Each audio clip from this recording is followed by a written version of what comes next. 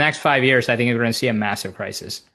Right, I've learned so much since October, and I've called some of these places, and it's like Yeah. 10 to 20,000 self-pay, and then they'll get you on Medicaid. But again, it's like Hmm. they just want to drain all your money. So And the care still sucks, it by the way, does. believe it or not. Like they're not staffed well, So yeah, No. it's a really tough. She Yeah. was at a skilled nursing facility. It was about one nurse to about 20 patients on the floor. Wow. She would hit Wow. the buzzer many times. No one would come in, Yep. or they're not even Yeah. qualified. They could be Yeah. CNAs or just techs, and it's Yep. not the same. Yeah. Agreed.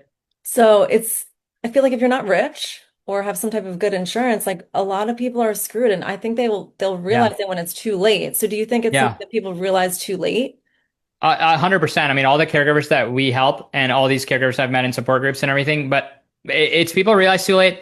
And I think that we should have public service announcements so that people can start planning for this when they're in their 40s and 50s. I find that people whose parents made a very careful plan of setting aside the right amount of money, creating all the legal directives and what happens to me if XYZ happens, getting long-term care insurance, etc. All of those people, they're not in a great position when this happens, but they're in a much better position than Yes. people who didn't plan. And I would say the vast majority of people don't plan. I would actually add one more thing to that, which is like the way our society thinks about aging and caregiving is that we tend to dread these topics. So as a result, a lot of people who even know that, hey, I'm in early stage of dementia, they still don't plan because they're like, so I hear so many middle-aged people are having these difficult conversations with their aging parents, and just like no one wants to come up with a plan because it's sad topics that they've got. But if you don't plan, it's going to be worse for everyone when it happens to you. So I do think Exactly. we should plan proactively. I agree.